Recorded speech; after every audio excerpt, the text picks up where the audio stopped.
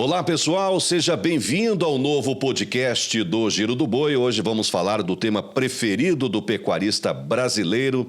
É claro que eu estou falando de pastagens. É fato, de que aumentamos a nossa produção de carne e leite por hectare e reduzimos muitas áreas de pastos aqui nas nossas fazendas no Brasil, pessoal? É aquela coisa, o pecuarista está fazendo mais com menos. Mas o caminho ainda é longo para que possamos acabar com as áreas degradadas no Brasil. A Embrapa fala em torno de 80% das áreas com algum estágio de degradação, e usufruirmos do máximo que os nossos pastos, os nossos piquetes podem oferecer para todos nós. Tem problemas relacionados ao tempo, com muitos veranicos, temos visto isso ao longo do tempo, ao longo dos anos, pragas e doenças, a falta de hábito do fazendeiro devolver ao solo o que se tira dele e aquele velho mal das fazendas de gado, principalmente de corte, as infestações das plantas daninhas. Quer saber quais são as ervas invasoras mais temidas pelo pecuarista brasileiro? Bom, hoje eu recebo aqui para uma prosa um amigo de longa data, engenheiro agrônomo, consultor, o Márcios Graco, da Intensifique Consultoria. Márcios, muito obrigado por estar com a gente nesse podcast. Mauro, eu que agradeço, Eu sou ouvinte de todos os podcasts do Giro do Boi. Sim, que bom. Todos. E agora eu tenho o prazer de estar aqui participando com do você lado de aí, cá. do lado de cá. Sempre do lado de lá, a gente está no carro ouvindo.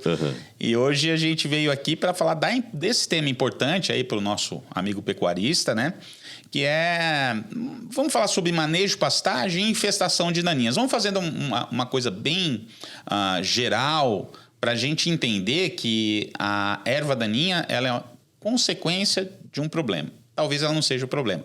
Aí vamos discutir sobre isso. Mas eu agradeço demais aí o convite e vamos embora bater esse papo junto aí. Antes, porém, eu queria conhecer um pouco mais sobre você. Você que está se tornando uma pessoa pública hoje a nível nacional, graças a essa intensificação da Intensifique em estar ali, em loco, junto na fazenda, detectando o problema aí, sugerindo orientações para esse pecuarista. Quanto tempo de formado já? Quanto tempo de estrada, de fazendas pelo Brasil, Márcio? 28 anos. 28 anos. Eu considero... Formado aonde? Eu sou formado pela Federal de São Carlos, com pós-graduação na Exalc. Eu sou um bom piracicabano, que eu saí de Piracicaba para estudar, por opção.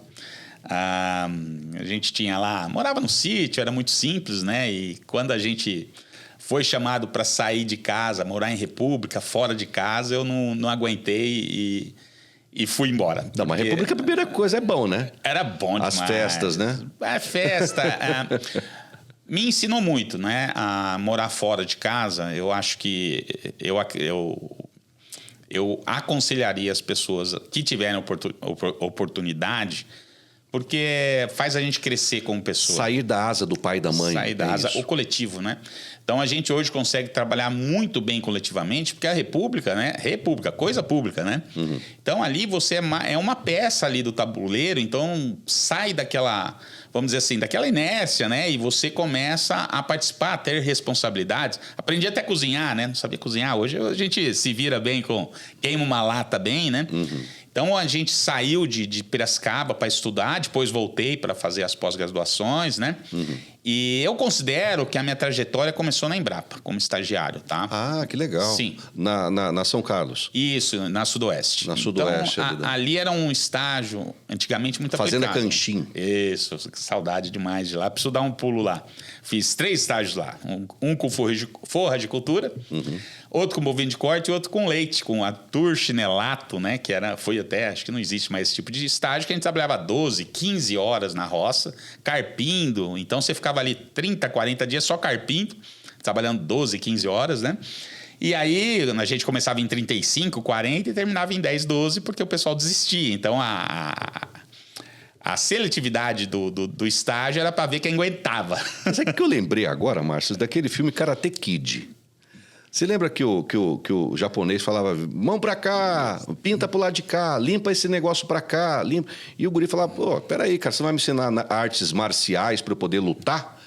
Aí no final ele foi descobrir que aquela Aquelas coisas que ele fazia, limpava para o lado direito, limpava para o lado esquerdo, era uma técnica de defesa do ataque do seu adversário. Então você recomenda um cara que está fazendo umas agrárias hoje, pegar na enxada, pegar na foice, pegar na estrovenga e sentir na pele aquilo que os nossos ancestrais sentiram e passaram por aquilo? Sem dúvida, porque você só consegue orientar, exigir, se você sabe o que a pessoa está passando na pele. Prática. A prática. Você vai ter empatia com o seu camarada, com o seu colaborador. Você vai saber o que você pode exigir dele desde que você saiba fazer. Isso é muito importante. Porque senão você não consegue. Você vai querer, vamos pegar ali uma boiada, vamos vacinar ali 800 animais hoje. Não, se você já viu que aquele curral não comporta, você já conhece a prática, você não vai exigir aquilo que você sabe que não é possível fazer. Então, esses estágios que nós fazíamos antigamente, que eu considero que foi a entrada na minha extensão rural, a gente pegava muito prática, a gente fazia visita para produtor. Então, a Embrapa, ela estimulava dessa maneira quem queria mesmo trabalhar, quem queria mesmo aprender, a desenvolver como pessoa, né? Então, agrônomo bom é aquele que arreia um cavalo, sai nos piquetes olhando o que está acontecendo. Não é aquele agrônomo Nutella que fica na caminhonete, na estrada, no ar-condicionado, na beira da cerca, não, né? Não, assim, vamos dizer, não vamos generalizar, né? É brincadeira. Mas é importante participar. É importante. Conversar com o vaqueiro, com o boiadeiro, o cara que está no dia a dia daquela fazenda, né? Sim, saber o que você está fazendo, né? Porque, como eu falei, como que você vai exigir algo se você não sabe se aquilo é possível fazer ou não? Não sentiu na pele. Porque eu sempre falo, a pecuária, nós trabalhamos com 3 culturas. A cultura do boi, a cultura da planta e a cultura da pessoa. Você pega a agricultura, hoje você tem tecnologia, você tem equipamento, que você depende menos de pessoa. Ainda depende. Mas a pecuária, como você vai formar um boiadeiro, Mauro? Fala para mim. Você pega um cara de 40 anos, 30 anos, dá um curso para ele vai ser um boiadeiro? Ele vai montar cavalo? Ele vai laçar um bezerro? Né? Ele vai fazer as operações que são necessárias? Vai tirar um boi do mato? Isso aí é algo que está no DNA. Então, você tem que você tem que entender esse boiadeiro para poder, esse cara que já tem um treinamento, você treinar ele com as técnicas bem-estar que a gente quer passar para as fazendas. Mas você tem que treiná-lo. Agora, você fazer um boiadeiro é muito difícil. Você fazer um tratorista, um operador de uma colhedora, não é tão difícil. Porque aí você, 1, 2 anos aí de treinamento, o cara está num equipamento ali de 2, 3 milhões e ele vai saber operar aquilo lá. O boiadeiro, como que você vai ensinar a pessoa em 2 anos a montar no cavalo? Que nunca montou, né? Então, você tem que entender essa pessoa e tentar extrair treinamentos para ela desenvolver aquilo que você pede. Eu vi aqui um podcast aqui, né? Não lembro com quem você entrevistou, dizendo que 50% do sal que é comprado não é colocado no coxo. Esse número eu vi aqui num podcast aqui no Giro do Boi. Então, você imagina, você compra o sal, você pensa que o seu animal está lambendo aquilo que é o recomendado, e não está lambendo. Por quê? Porque é logística dentro da fazenda, porque às vezes quem está orientando não entende que se você tem uma fazenda muito extensa, você tem que dividir isso em retiros, porque a pessoa não vai pegar ali e salgar aquele coxo num domingão de Páscoa. Então, você tem que entender o lado você gosta de tomar uma cervejinha na Páscoa, de comer um pernil de carneiro? O seu funcionário também gosta, o seu camarada também gosta. E o boi gosta de lamber também um sal nesse dia, né? Ele não sabe que dia que é. Exato. Então, você tem que entender ali a rotina da fazenda para poder fazer o seu projeto vingar. Isso aí a gente fala que nosso trabalho é o pé no barro, né? Uhum. Então, nós temos toda a parte gerencial, né, e técnica, mas também tem que ter o pé no barro, tem que ir lá e conversar com esse camarada seu, porque é ele que vai fazer com que suas recomendações cheguem ao principal interessado, que é o boi. Então, a gente se preocupa muito com essa cultura da pessoa. Então, nós temos a cultura do boi, porque tem as suas exigências nutricionais, tem toda a sua parte de sanidade que tem que ser cumprida, tem a cultura da planta, que nós vamos falar hoje muito sobre isso, e tem a cultura do peão, do boiadeiro, do vaqueiro, do gerente, seja lá do que você chama. Mas é uma cultura também que a gente tem que cultivar, estimular, treinar. Ele, por exemplo, não tem um grau de escolaridade que nem a gente teve a oportunidade e privilégio de ter. Mas tem uma experiência que a gente morre de inveja, vamos dizer assim, né? E aprende muito, né? Vivência. E aprende muito. Se você tiver humildade, quando eu... Ambos se aprendem. É uma troca. É uma troca. Quando eu me formei, aí veio no colo uma fazenda para eu... Eu já estava... Eu tinha 1 ano e meio, 2 anos de formado, e eu fui assessorar uma fazenda lá em Presidente Prudente, Pirapozinho. E... já conhecia alguma coisa de planta, era manejo de pastagem naquela época, lotações menores, ainda se capava boi, né? E aí sobrou para eu comprar boi. Eu não sabia nada de compra de boi. E aí tinha um rapaz lá que estava animado e eu tive a humildade de pedir para ele. Eu falei, pô, me ajuda, porque eu não tenho capacidade de... E esse cara me ensinou muito. A gente ficou muitos anos trabalhando junto. E eu tive a humildade na época de falar, me ajuda. Mas aprendi muito com o boiadeiro.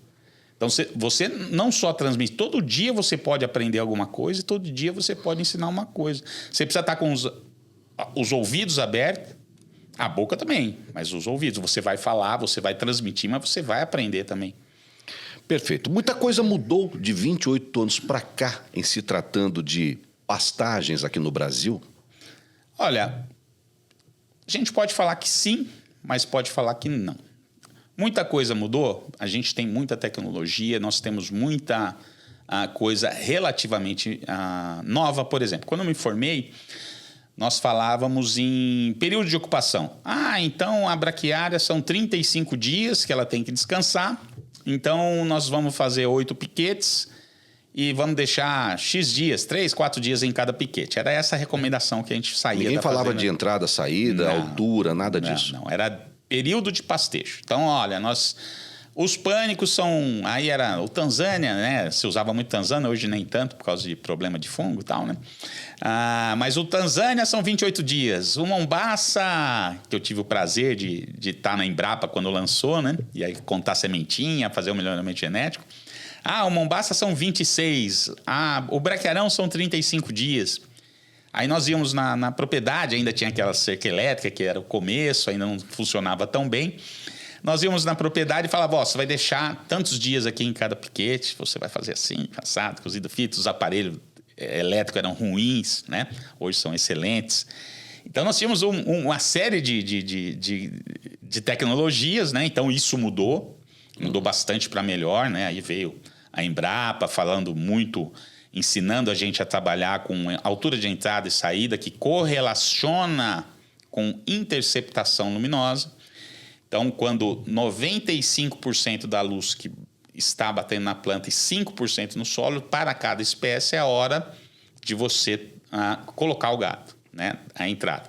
E antigamente não. Então, a gente errava tentando acertar. Algumas coisas não mudaram, né? O que não mudou, a gente ainda tem... Por um histórico do gado, né? Eu sempre aplaudo muito o pecuarista, porque às vezes há críticas que nós temos que fazer são construtivas. Mas nós temos que lembrar de tudo que o pecuarista fez por esse Brasilzão. Foi o boi, no casco do boi, que todo esse Brasil aí foi desbravado, né? Exatamente. Então, nós temos que aplaudir quem teve coragem de fazer isso, né? De passar o que eles passaram. Então, primeiro, o aplauso, menção de aplauso para o pecuarista. Depois, a gente tem que entender também o que aconteceu, que o boi antes era uma reserva de patrimônio, aí foi evoluindo, né? Até nas Minas Gerais era para servir como comida para os mineiros, etc. Só que mudou. Agora o boi ele é um ativo. Ele tem que ser tratado como ativo. A fazenda tem que ser esse jargão, né?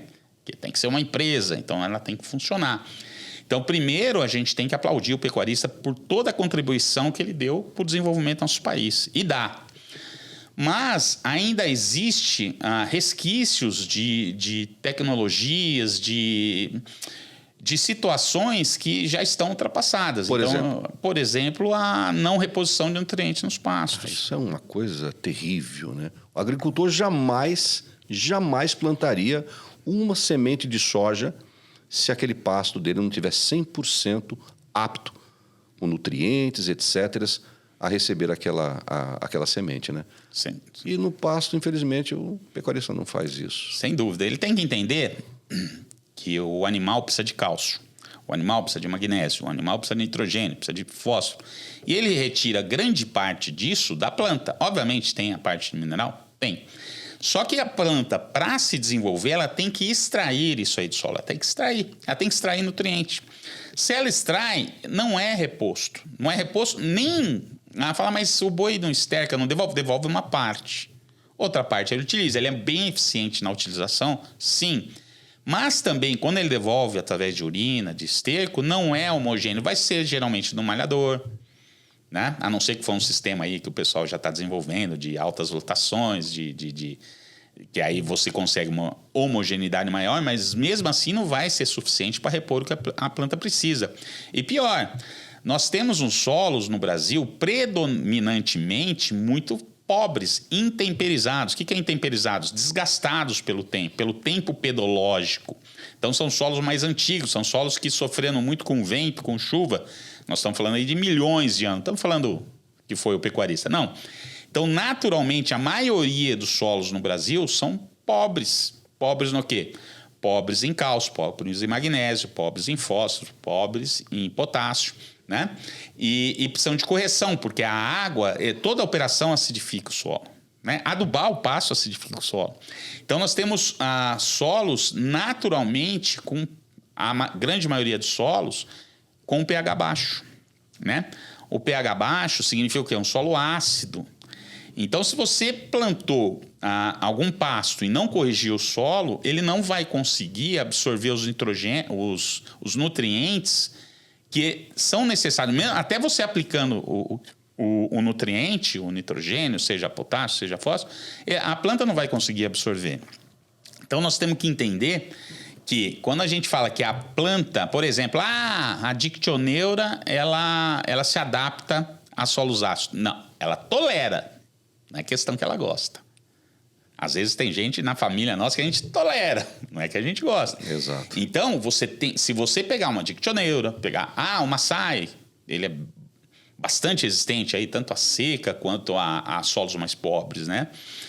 Mas, quando você faz a correção, quando você faz a adubação, ele vai aumentar o seu potencial de produção. Então, vamos falar, é para adubar todo o pasto, Márcio? Não é para adubar todo o pasto. Mas correção é fundamental. Você só aduba se você tiver colheita boca para colher. Então, nós temos que lembrar que muitos projetos param no seguinte, vamos fazer uma adubação? Vamos, 200 quilos por hectare de nitrogênio, lindo, tal, 100 de potássio. Beleza, espera aí. Eu estou com 2.000 animais aqui e eu vou aumentar a nossa capacidade de suporte em 30% nessa primeira tirada aqui. Então, vou precisar de 600 animais. Você tem dinheiro para isso? Não adianta eu produzir comida e não ter boi para comer. Exato. Aí o pasto passa, é outro tipo de perda também. Não é só pasto raspado, mas pasto passado também é um prejuízo grande para o pecuarista hoje. Exato. Então, a conta de tudo... Eu só falo que a correção não. Acho que a correção é o básico para a planta se manter bem, para você diminuir ervas daninhas, as plantas infestantes, diminuir a necessidade de herbicida, que tem que lembrar que herbicida é uma ferramenta super interessante e necessária, né? Mas que nós não podemos cair num ciclo vicioso. Passa herbicida esse ano, suja o ano de novo, passa herbicida na mesma área, passa herbicida na mesma área, passa herbicida... Aí você não está fazendo algo sustentável. Planta daninha também, ela adquire resistência dessas moléculas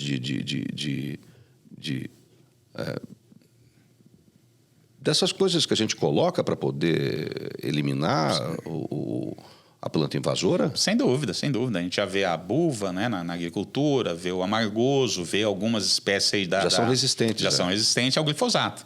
Aí, ó. Então, aí nós temos que usar outras moléculas. Então, se você usar sempre a mesma molécula com uma frequência, você vai Porque nunca você controla 100%. Aí você vai selecionando as plantas mais resistentes e são essas que vão se multiplicar. Nós já temos isso, problema com vermífugos, né? Tem alguns vermífugos que já estão com resistência Terrível. porque utilizou muito tempo o mesmo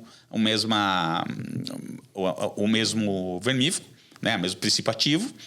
E agora os animais não estão tendo a eficácia necessária, não está dando a resposta necessária. A culpa muitas vezes não é nem da molécula, a culpa é de uma subdosagem, uma superdosagem, uma má aplicação, uma falta de frequência, essas coisas todas.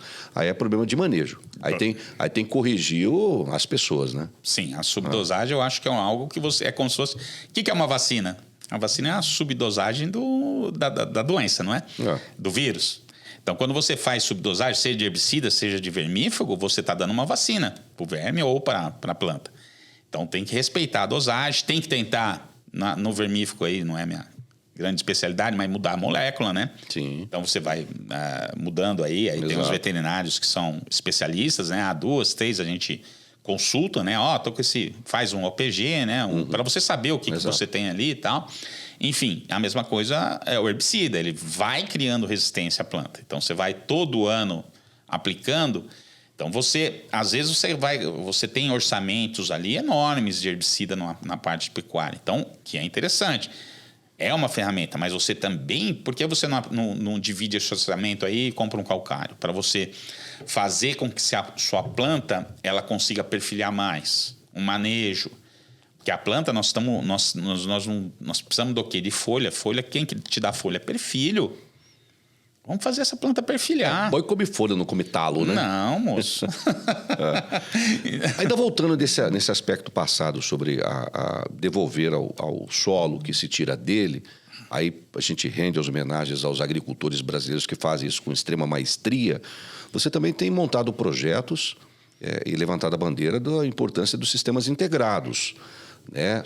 Grãos e capim, né?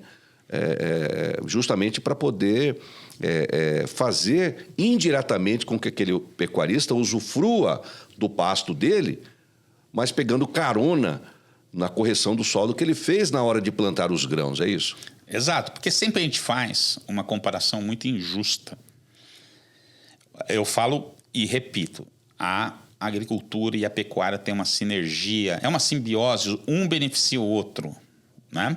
Mas quando você compara um sistema de recria na pecuária com alguma agricultura, ou soja, ou milho, que seja, feijão, você tem que estar em igualdades de condições no solo. Então, eu vou comparar uma recria com o meu pH 4, traços de fósforo, sem potássio, e eu vou comparar a recria com uma área de soja que eu tenho 30 miligramas por decímetro cúbico de fósforo, que é o ppm, né? Tem um pH aí entre 6,2 e 6,5. Tenho cálcio, tenho magnésio, Então, é totalmente diferente as condições que você está dando na recria para comparar com a soja. Então, quando você iguala as condições, aí o pasto vai produzir muito. Aí nós vamos sair dessa lotação aí de 1,2, 0,8, 1,5, 2, né, em sistemas um pouco melhores. Nós vamos aí para uma lotação de 6, 7 UA por hectare. Nossa. Né? E aí nós também, em áreas um pouco mais restritivas da soja, mais arenosa, onde com essas irregularidades da chuva, no outro ano que você dessecar aquela braquiária, nessa fase de menos chuva, essa soja vai sentir muito menos do que a soja que está no sistema convencional, numa sucessão soja-milho, por exemplo. Quer dizer que o capim ajuda a soja? Olha, Mauro, tem... Um ajuda o outro. Um ajuda, é simbiose, é uma sinergia. Mas eu achava que só a soja ajudava o capim e não o capim ajuda a soja também. Não, pelo contrário. Os dois. Nós fizemos até umas análises de sensibilidade e risco. Você diminui muito o risco da soja, de veranico, nessa fase. Aumenta a produção de saca? Olha, tem trabalhos de até 15 sacas. Olha só. Obviamente que não é um ano que você vai produzir 80 sacas, vai produzir 95, não. Não é isso. Mas no ano onde você estava produzindo 70 sacas e você vai produzir 45, por causa de um veranico, as áreas que tem braquiária, você vai produzir 65. Você não vai, óbvio, produzir os 75 que você estava produzindo. Vai produzir menos. Só que em relação à área que você não plantou, você vai ter 15 até 20 sacos a mais. Aí tem sacas, né? Tem muitas pesquisas aí, né? Eu não vou lembrar aqui os autores, mas a gente já tem conhecimento e acompanha em 15, 20 sacas a mais por hectare, tá? Por causa da braquiária. Por causa do benefício da raiz da braquiária, por causa da ciclagem nutriente.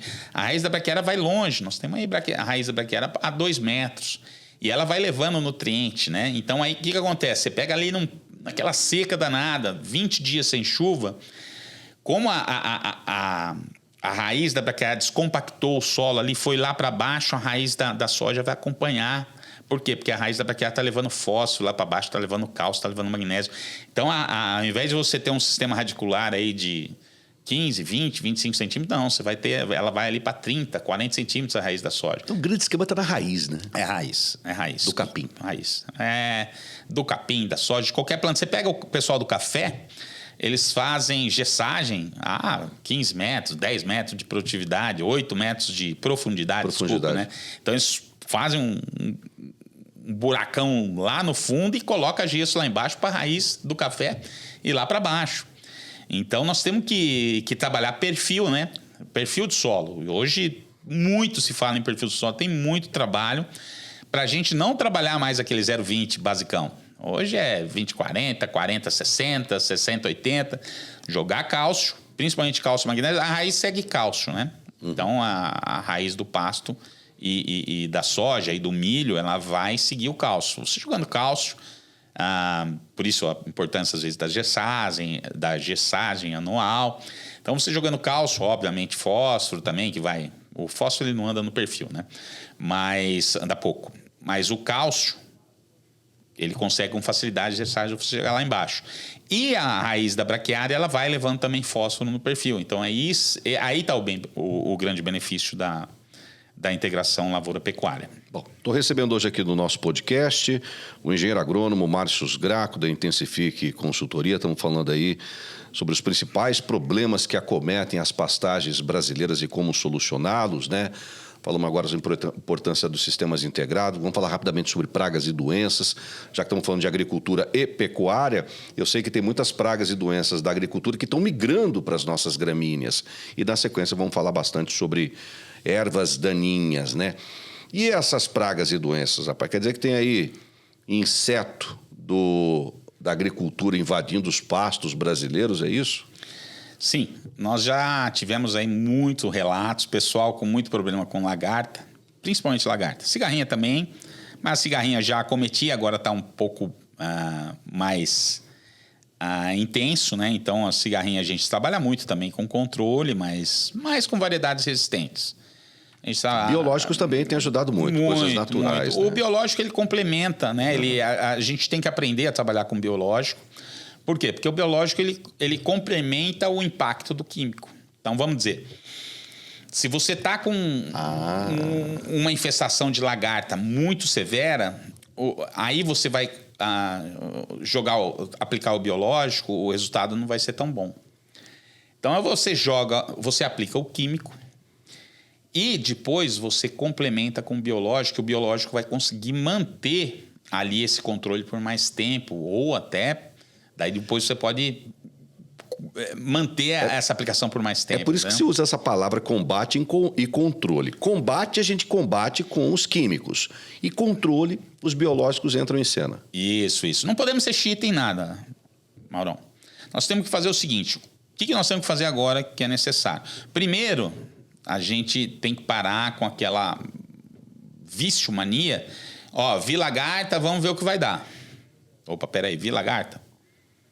Vamos combater. Aí entra com químico.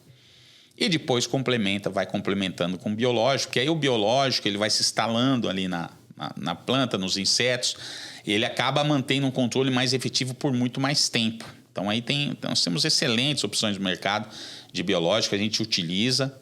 Mas o impacto inicial, atualmente ainda é do químico, tá? Então nós fazemos combate, matamos, vamos dizer, no exemplo que está tendo a lagarta, porque ano passado a região ali de São José dos Quatro Marcos, Porto Esperidião,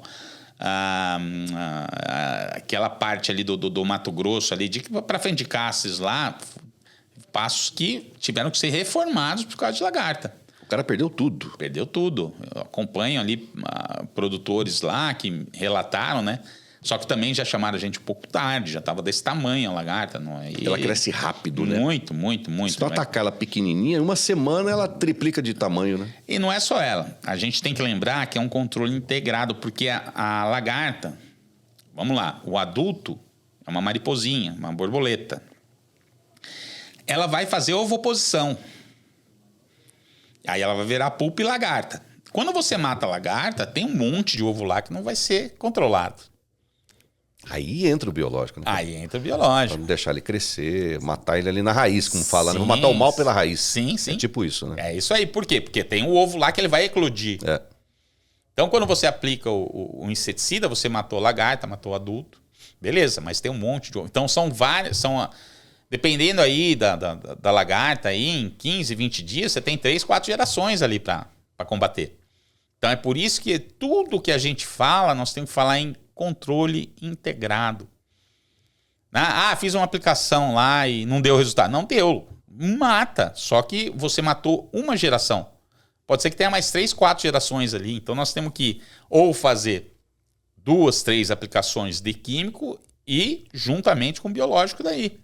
Porque aí você está fazendo um controle integrado. Não é, apareceu a lagarta, vamos ver se chove, daí ela vai sumir, como se fosse mais. Não é mais assim.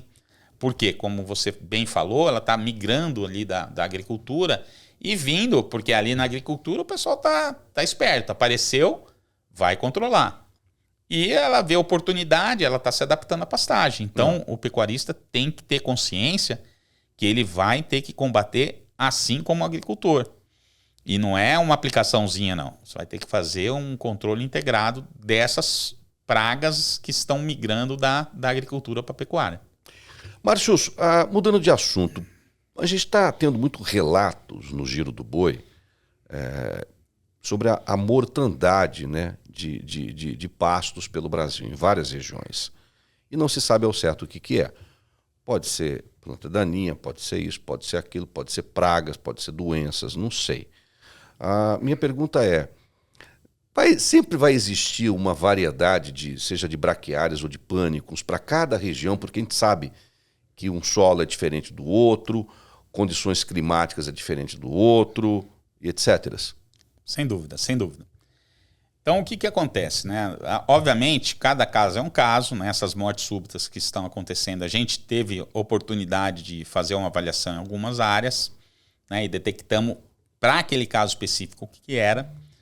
E era, vamos dizer assim, uma variedade, no caso o Zuri, mal alocada para as condições que seriam oferecidas por manejo proposto para aquela planta, entendeu? Então, o que acontece? Vou plantar o Zuri. Por quê? Porque o Zuri é produtivo. Não, o Zuri não é produtivo. Depende, né? Vai depender.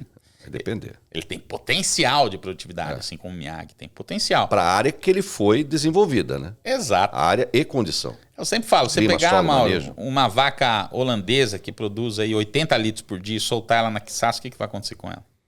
Joga ela lá no semiárido, lá no Cariri. Ela tem potencial de sim. Exato. Mas no sul do Brasil. Exato. Ou dentro de um freestyle. Freestyle agora fala como é que fala? É o compost bar. Compost bar, né? Agora é chique o trem, né? Agora, os nomes chiques. Os nomes chiques. Então, o Zuri é a mesma coisa, o Miyagi é a mesma coisa. Ele tem um potencial de produtividade maior desde que se forneça um manejo que ele necessita. Então, ali nessas áreas foram plantados, nessas que eu acompanhei, Zuri, e ele não conseguiu enraizar. Aí ficou 4, 5 meses sem chuva, na verdade ficou quase 6 meses sem chuva e ele morreu. Nesse caso específico, da área que eu acompanhei, das áreas que eu acompanhei ali no Vale do Araguaia. Então a gente tem que entender que se você não tiver condições para suprir a necessidade daquela determinada planta, coloque uma menos exigente. Então, ao invés de plantar o zúrio, eu vou plantar uma açaí. Né? Vou plantar a braquiarinha, que é excelente. A braquiarinha, o problema dela é a cigarrinha, mas ela é excelente material. Então, você tem que entender o que você vai propor para aquela planta para poder introduzir aquele determinado material no seu sistema de produção. Isso, para mim, é o maior erro em estabelecimento de pastagens. Tá? Então, a pessoa vê, seja por propaganda, seja de qual for a forma que ele teve contato com aquele determinado material, e ele fala, vou colocar na minha área. Bom, eu já vi no Pantanal, Mauro, mombaça plantado no Pantanal. Na área que alaga? Na área que alaga. Não vai, né? Não vai. Ele é um pouco resistente à umidade, mas não dessa forma. Então, o que acontece? Obviamente, sumiu. O mombaça não presta. Não, o mombaça é um excelente material, mas você... Não presta pro Pantanal. Pro Pantanal, mas não. presta para outro lugar. Ali você poderia ter posto uma dictioneura, você poderia ter posto uma umidícula. Sabia que a gente engorda boi na umidícula? É a mesma filosofia de entrada e saída, só que ela vai amadurecer aí com 20, 25 centímetros de altura. A hora que você deixa o umidiculão daquele tamanho lá, óbvio que ali ela já passou, já caiu, já não tem mais nada de proteína. Mas se você manejar bem a umidícula, você tem condições de manejar bem, de dar desempenho. Então, você tem que alocar esse material, Mauro, de maneira correta para a sua determinada condição. Esse, para mim, é o maior problema da formação de pastagem no país. Tá bom, então. Então, a hora que você for comprar uma semente de pastagens aí para sua fazenda, procure um agrônomo, converse com o cara da sementeira, veja se é uma semente de boa qualidade, com alto valor cultural, né? Se não tem pragas, doenças, torrões, você comprando gato por lebre, vê se é um produto certificado. Veja direitinho, converse, pergunta pro vizinho, olha um pasto bom numa fazenda do lado, vai lá e pergunta pro cara, que capim é esse, como é que você plantou, qual que é o manejo. Aí o cara vai ser mais assertivo. Vamos falar agora de um outro tema? Bora. Plantas daninhas. Márcio, por que os nossos pastos estão tão sujos? Dias desses eu estava viajando aí, eu olhei para cá, para lá, falei, meu Deus, como tem sujeira, como tem planta invasora nas áreas de pastagens no Brasil. O que está acontecendo?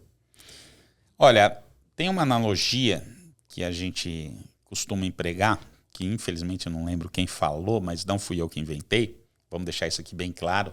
O dia que a pessoa, que é um professor, eu esqueci o autor, aparecer, que ele fale com a gente para a gente citar, porque é muito inteligente o que ele falou, que a erva daninha, as plantas infestantes, ela é como se fosse uma febre. Quando você está com febre, o que acontece? A febre é um sintoma que você tem alguma parte do seu organismo que não está legal. Tô com uma apendicite, aí você tem a febre, que é um aviso, né? Você tem que algo não anda bem. Algo não anda bem. Então, quando você tem planta daninha, quer dizer que algo não está bem. Lá atrás. Então, a planta daninha não é o problema. O problema é a nossa inércia, a nossa falta de empregar tecnologia adequada para que você minimize a planta daninha dentro da sua área. Falta de uma investigação. Exato. Para saber qual o motivo daquilo. Exato. A gente já sabe os principais motivos, né? Nós já falamos sobre falta de reposição de nutrientes, correção de solo, falta de manejo. Aí nós podemos citar também o seu planejamento forrageiro, o seu ajuste na lotação, né? Então, se você está com a sua lotação desajustada, você vai ter como consequência o aparecimento de planta daninha, porque ela é uma oportunista. A braquiária, os pânicos, eles são exóticos. A erva invasora, ela é nativa. E ela já está adaptada a sobreviver, ela está sempre esperando o momento para atacar. Então, eu errei o manejo, ela vai aparecer. Por quê? Quando você planta uma semente de capim, de pasto, o hábito é ela germinar praticamente tudo de uma vez. quase não fica banco de semente lá da planta principal, da sua planta de interesse econômico. A daninha não. Qual que é a adaptação para ela se manter viva? Para ela estar lá? Ela germina em tempos diferentes. Então ela está sempre ali. Ela tem um banco de semente ali. Você vacilou, germinou. Aí você matou, mas ainda tem banco de semente lá. Você errou de novo, ela germina. Então ela vai germinando ao longo do tempo. Isso é um mecanismo para ela se manter.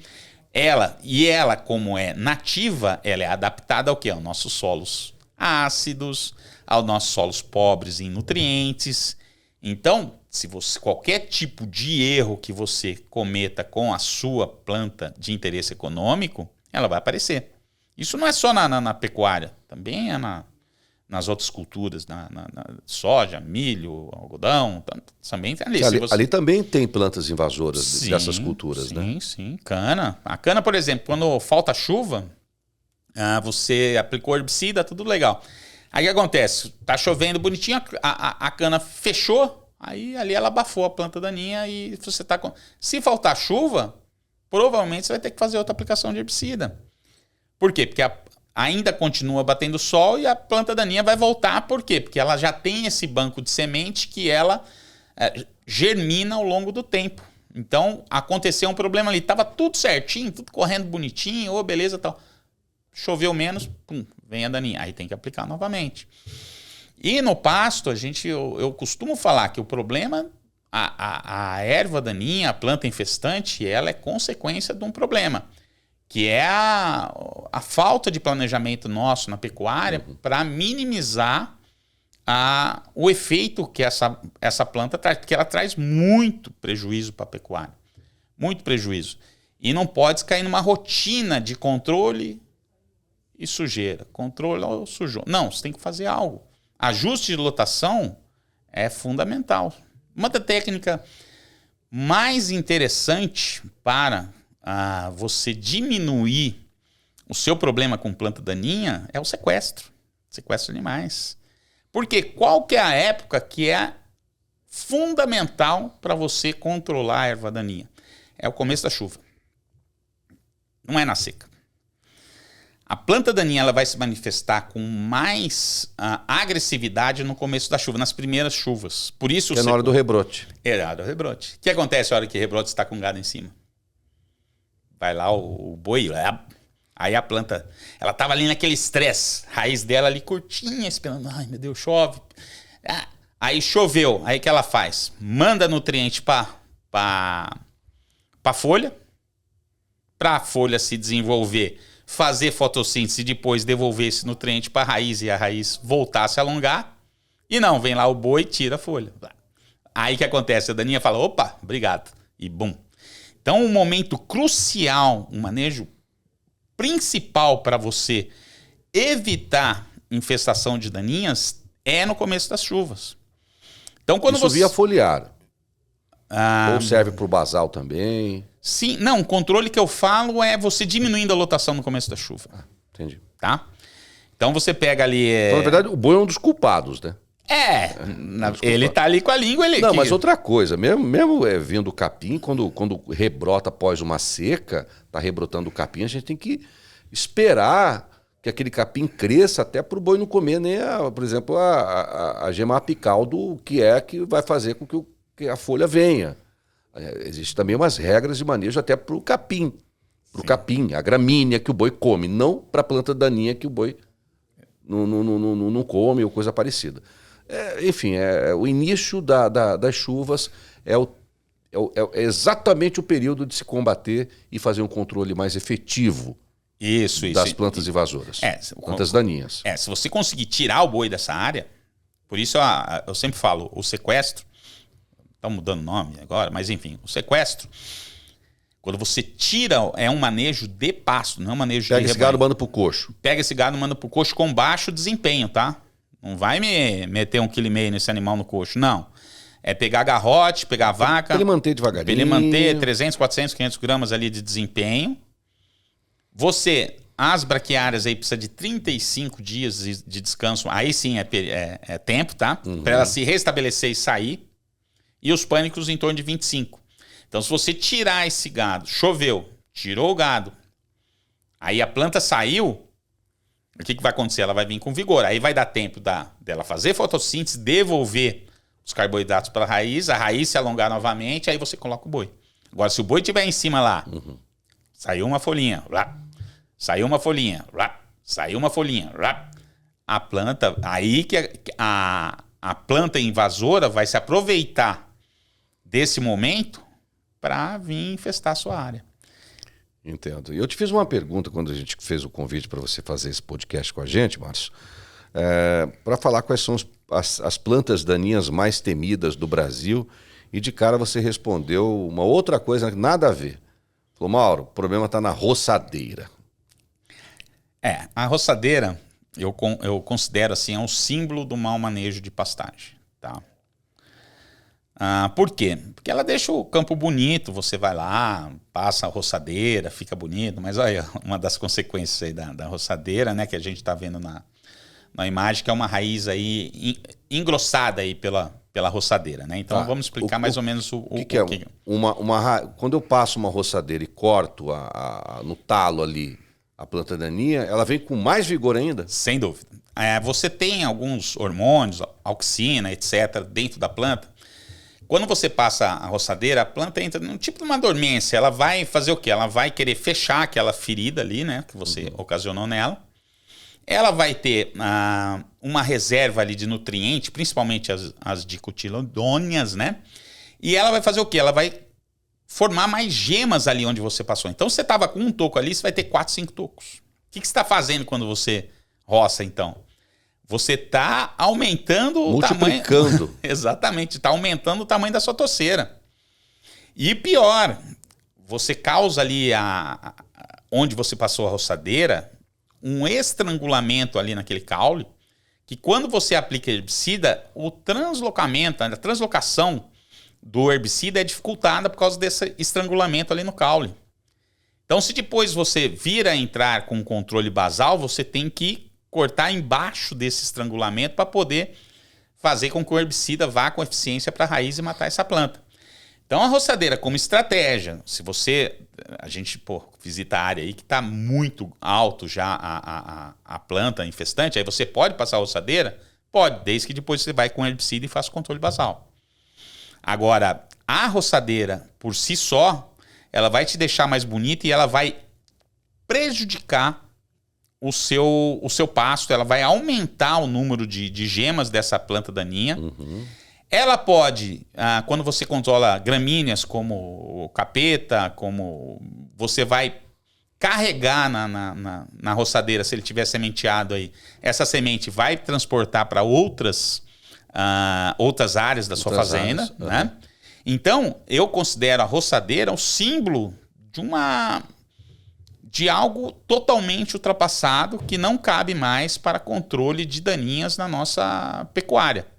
Eu considero um símbolo do replicamento de plantas daninhas. Por isso que eu falei, qual que é a pior praga no controle no controle não. Qual é a pior praga de pasto em relação à daninha? É a roçadeira, mal. Diz que vem outra coisa também, que eu concordo com... Tinha um amigo meu, pecuarista, numa determinada fazenda, região do Brasil, ele falou assim, Mauro, nunca tinha visto esse tipo de plantas invasoras de erva daninha aqui na minha fazenda. Eu falei, mas o que você fez? Ele falou, não, você trabalha tudo com cria. Não, eu compro animais. Eu falei, você compra animal de leilão? Ele falou, sim. Eu falei, e aí? Falei, não, eu comprei os animais no outro estado, lá estava barato o gado, eu trouxe, o gado chegou aqui, desembarcou, já joguei num pasto bonito que eu tinha aqui. Rapaz, não demorou 2, 3 meses, lá o pasto estava cheio de planta daninha diferente. Muitas vezes o boi carrega no rumen sementes, né? E foi um agrônomo lá, orientou, ele falou assim, olha, que esse gado chegar, deixa ele fechado no curral, esvazia o rumen dele, dá bastante água para esse bicho pegar e jogar tudo fora que tem no rumen, mas vai ficar ali no curral. Depois você solta ele, uma orientação boa para o pessoal de casa, né, Márcio? Sim. Além disso, né, que é uma excelente orientação, deixa num pasto específico para isso. Pequeno, né? Uma quarentena aí, 2, 3 dias até realmente limpou. Se aparecer alguma coisa ali, vai estar fácil de controle, né?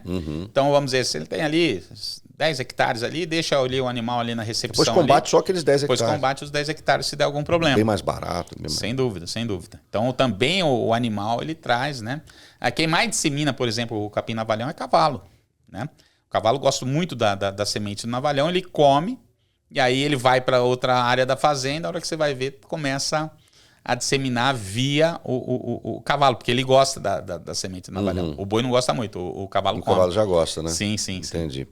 Bom, eu não queria especificar, mas a gente fala aí caruru, guanchuma, caraguatá, cafezinho, ciganinha, capim-capeta, anone, navalhão, fedegoso, samambaia, timbó, enfim, existe N variedades, nomes. Eu especificar cada um, eu acho que seria um pouco mais complicado. De qualquer forma, essas plantas daninhas, elas são divididas em algumas variedades. Por exemplo, as herbáceas, as arbustivas, né? As lenhosas e as semi-lenhosas. Basicamente essas 4, é isso? Isso, aí nós temos as arbustivas lenhosas e as arbóreas.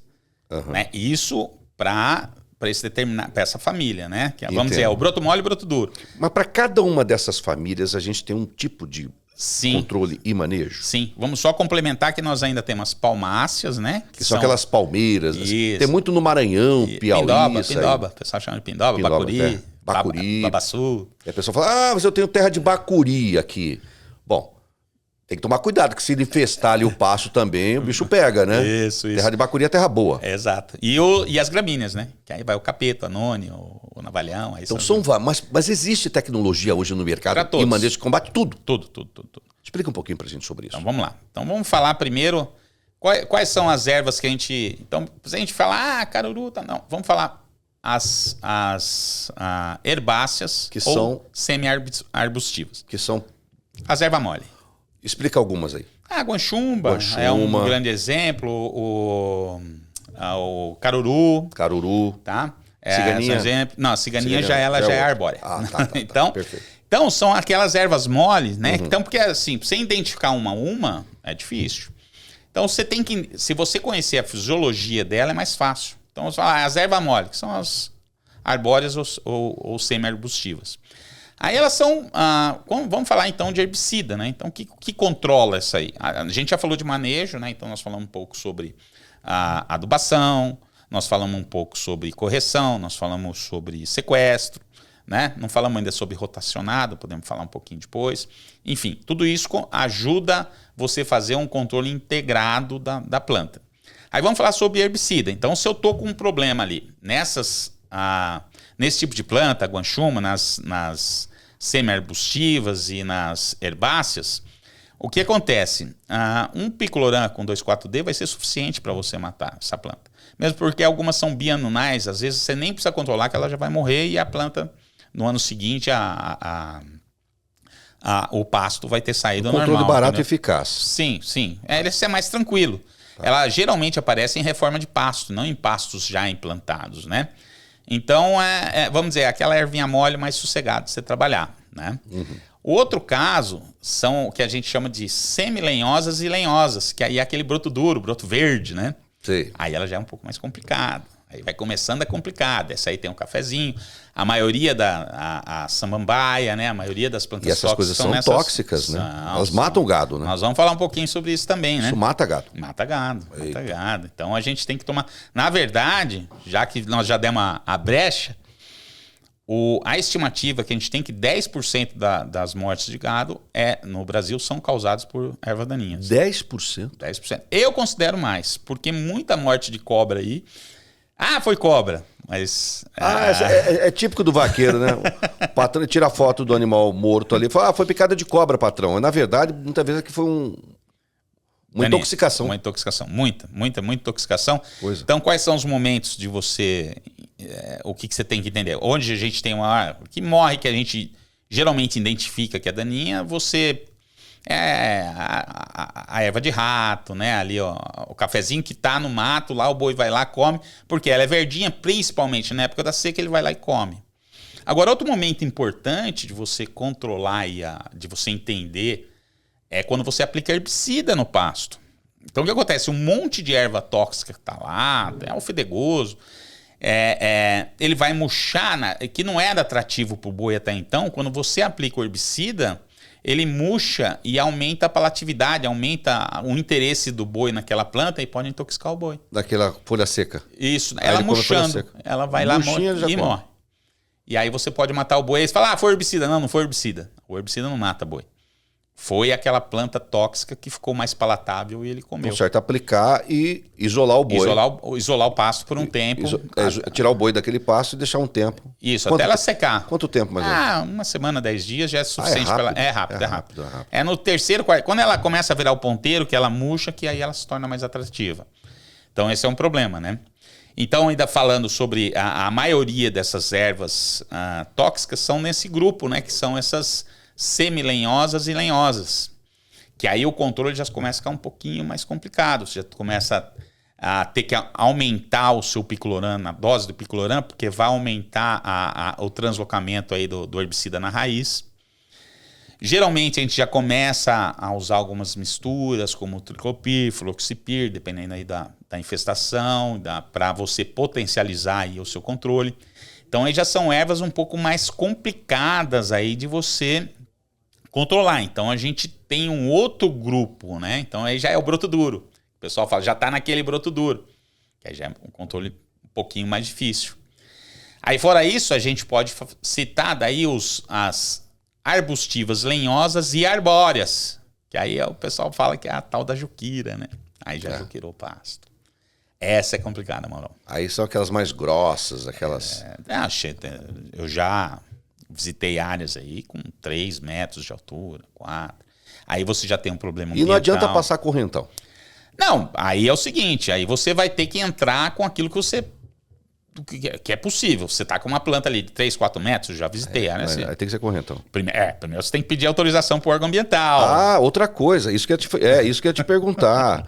Se o cara deixar aquela área dele sujar de novo e crescer muito, o próprio satélite fala, não, você vai fazer desmatamento aí, porque na verdade ele está limpando o pasto dele.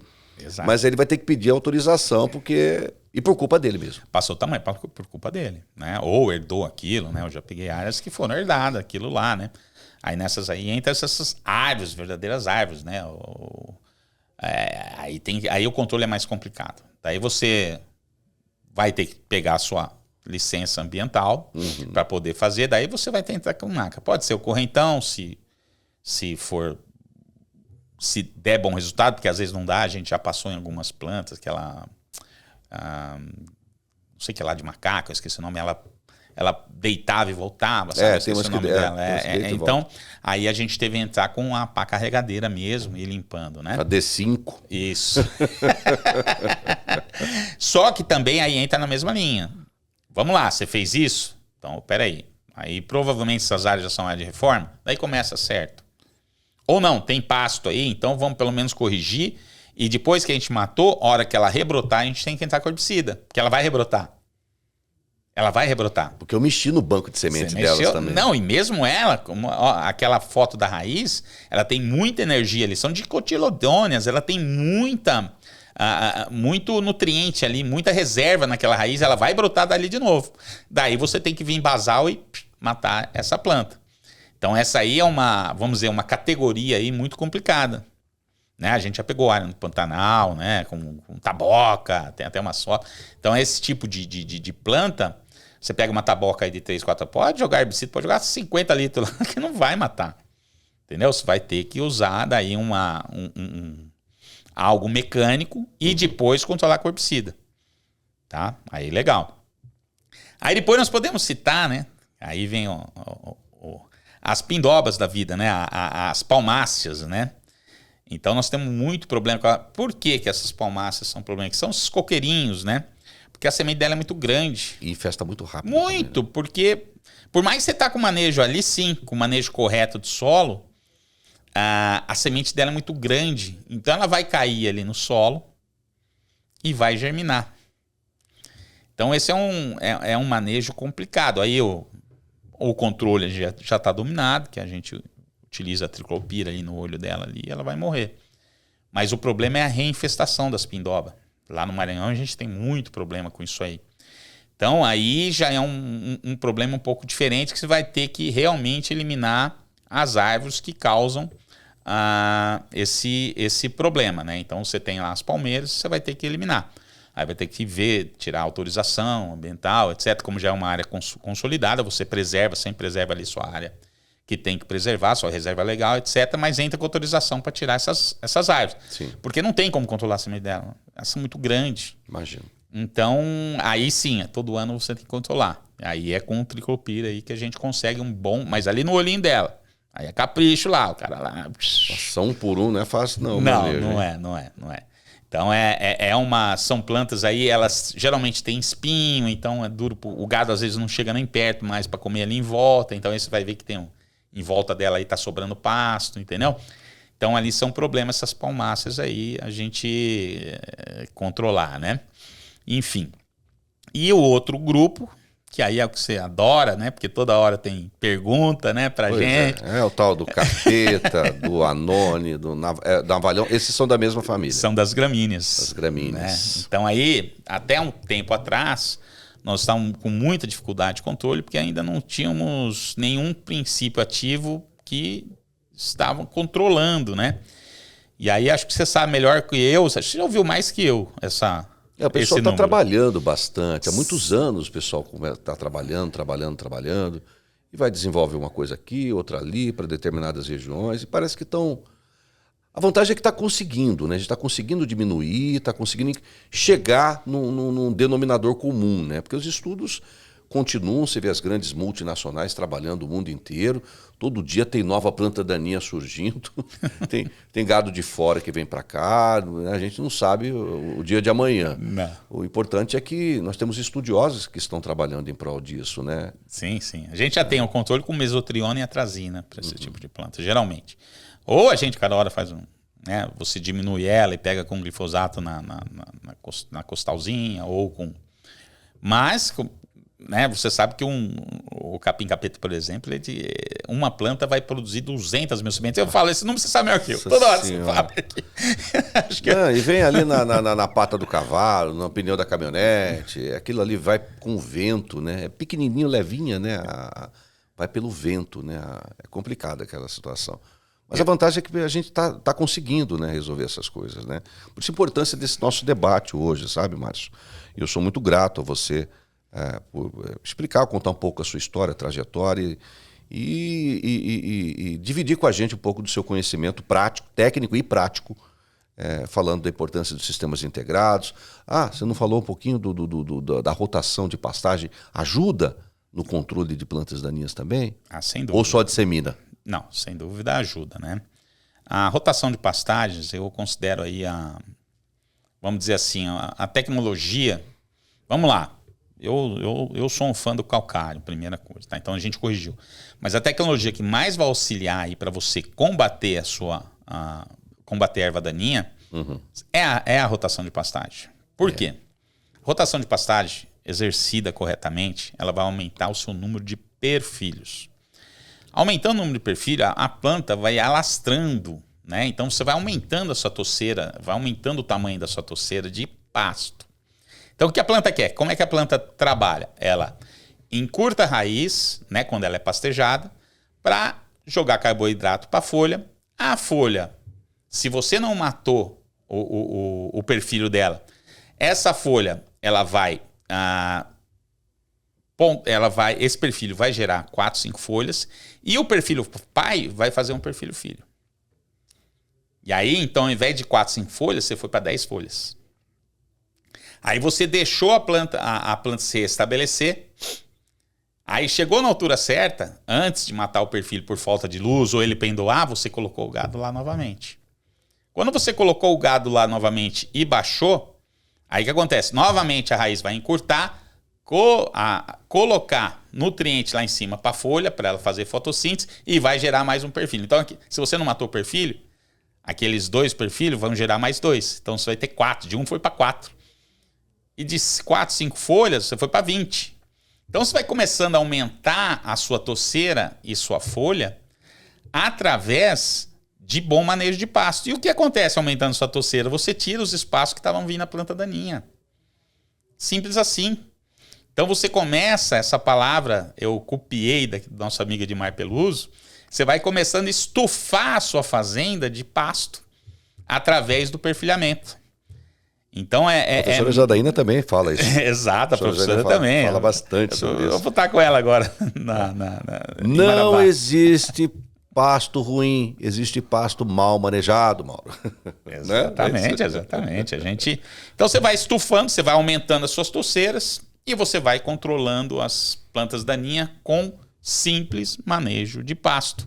Nosso amigo Ernesto adora isso, Kozer também, né? Que a cerca elétrica é um aliado muito importante no manejo de pasto. Muito importante. Verdade. Cerca elétrica, ela é fundamental. Mais barata, mais sustentável. E outra, hoje você tem tecnologia aí para você mudar essa cerca e diariamente aí e poder colher pasto com qualidade. Então não produza pasto sem colhê-lo com qualidade, Maurão.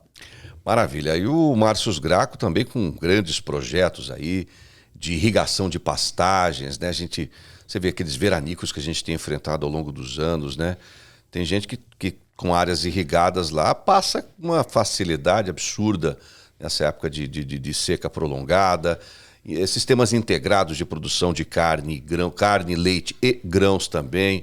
Enfim, o Márcio Graco é um cara aí que tem ajudado muito o pecuarista brasileiro. Quase 30 anos de estrada na engenharia agronômica, a empresa de consultoria, grandes parcerias com universidades, com instituições, enfim, com grandes produtores. Queria te agradecer, queria que você deixasse um recado para o pecuarista, aquele que ainda é cara brutão, aquele cara lá do tradicionalista, conservador. Pasto, boi tem que comer o que eu colocar, boi tem que tomar vento na canela. Isso é conversa para boi dormir. Isso é coisa do passado. Existem técnicas e tecnologias, existem grandes profissionais das ciências agrárias que podem ajudar a aumentar a produção e a produtividade do pecuarista sem derrubar uma árvore sequer nos dias atuais, né, Márcio? Exato. Primeiro eu quero agradecer a você, todo o pessoal aqui do Giro do Boi, Matheus, pelo convite. Queria deixar explícito aqui que eu sou grato à pecuária, à agropecuária, porque foi, na verdade, eu não dou nada para a agropecuária, eu só recebo. Então, tudo que a gente viveu e vive, eu só tenho a agradecer à agropecuária e a Deus pelas oportunidades. E falar para o pecuarista que ele tem o mesmo amor que ele tem pela pecuária, ele tem que acreditar na pecuária. Então, acredite que se ele fizer algo diferente, ele vai ter resultados diferentes. Se ele fizer o que ele está fazendo, a mesma coisa, ele vai continuar com os mesmos resultados. Então, se ele tem expectativa maior para melhorar o seu sistema, ele tem que acreditar no seu sistema. Então, acredite na tecnologia, chame um técnico aí, faça uma avaliação da sua propriedade, troque ideia com ele. Nós não estamos ali para criticar, nós estamos ali para tentar somar. Entendeu? E fazer o ganha-ganha. Como os sistemas integrados, o técnico e o pecuarista têm que trabalhar no sistema ganha-ganha. É verdade. Eu agradeço. Eu que agradeço. Muito obrigado mesmo. Sucesso para você, todo o seu time, tá bom, Márcio? Obrigado, viu? Obrigado a você. Espero que você tenha aproveitado aí essas dicas e orientações de um grande especialista nas ciências agronômicas aí no Brasil. Muito obrigado mais uma vez e até o próximo podcast do Giro do Boi, pessoal, tá bom? Até lá. Tchau, tchau.